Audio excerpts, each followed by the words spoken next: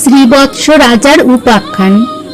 শ্রীকৃষ্ণ বলেন, রাজা করহ শ্রবণ, শ্রীবৎস রাজার কথা অপূর্ব কথন। চিত্ররথ পূর্বে ছিল পৃথিবীর পতি, তৎপরে শ্রীবৎস হয় তাহার সন্ততি। এক ছত্রে ধরণী শাসিল নরপতি, রতিপতি সমরূপে বুদ্ধে বৃহস্পতি। শশাগড়া বসুন্ধরা শাসি বাহু বলে, সকল করিল রাজা নিজ করতলে। রাজসূয় অশ্বমেধ করে শত শত, দানেতে দরিদ্র গণে তো সে অবিরত। অপ্রমিত গুণ তার বর্ণনা না যায়, ধার্মিক তাহার তুল্য নাহিক কোথায়। যে যাহা বাঞ্ছা করে তাহা দেন তারে, দেহ রক্ষা হেতু প্রাণ নাহি দেন কারে। চিত্রসেন রাজকন্যা তাহার মহিষী, চিন্তা নামে পতিব্রতা পরমা রূপসী। শত শত চান্দ্রায়ণ কত মহাদান, করিয়াছে কেবা হেন চিন্তারও সমান। রাজা রানী ধর্ম কর্ম যা করে যখন, ঈশ্বরে অর্পণ করে হয়ে শুদ্ধ মন। এক গুণ দান করে শত গুণ হয়, এই রূপে শ্রীবৎসের কত কাল যায়। শুনো হে অপূর্ব কথা ধর্মেরও নন্দন, তৎপরে হইল দেখো দৈবেরও ঘটন। একদিন লক্ষ্মী আর শনি মহাশয়, উভয়েতে বাগযুদ্ধ হয় অতিশয়। লক্ষ্মী কহে, আমি শ্রেষ্ঠা সকল সংসারে, স্বর্গ মর্ত পাতালেতে কে ছাড়ে আমারে।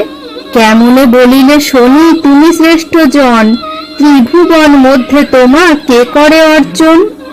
এই রূপে দুইজনে হলো গণ্ডগোল, পণ করি দুইজনে আসে ভূমণ্ডল। লক্ষ্মী কহে, শ্রীবৎস নৃপতি বিচক্ষণ, ইহার মধ্যস্থ হবে হোক সেই জন।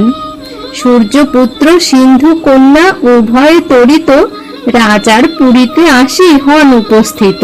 শ্রীবৎস নৃপতি যান স্নান করিবারে, দুইজন উপনীত দেখিলেন দ্বারে। দেখি ব্যস্ত নরপতি রহি জোর করে, প্রণাম করিয়া কহে মৃদু মধুস্বরে। কি কারণে আগমন হয়েছে এ স্থানে? শনি কহে, কার্য আছে তব সন্নিধানে। আমরা দুয়ের মধ্যে শ্রেষ্ঠ কোনজন, বিচারিয়া কহ রাজা তুমি বিচক্ষণ। এত শুনি কহে রাজা বিনয় বচনে, মীমাংসা করিব কল্য যাহালয় মনে।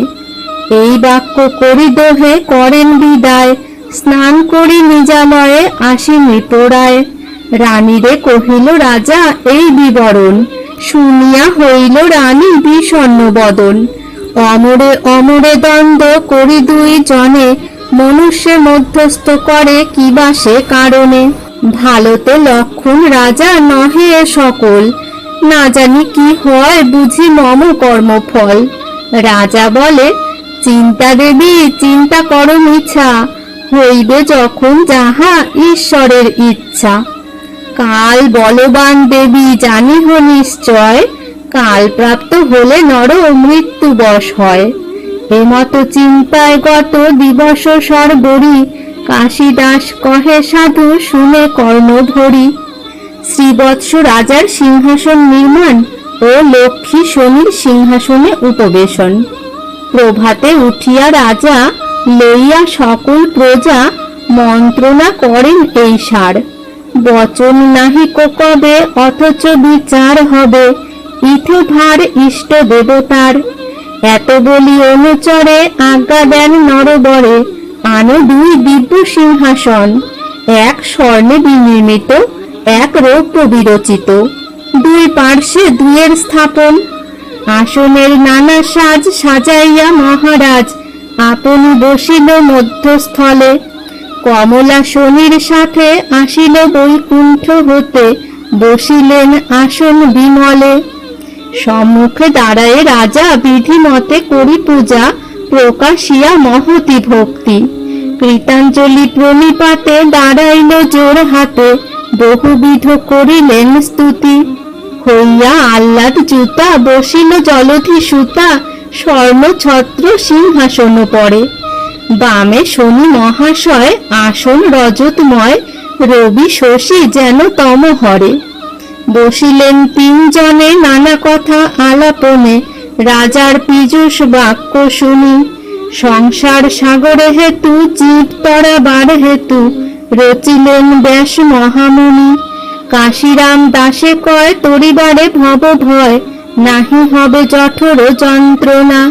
কৃষ্ণ নাম করসার জনম না হবে আর, এই মম বচন রচনা।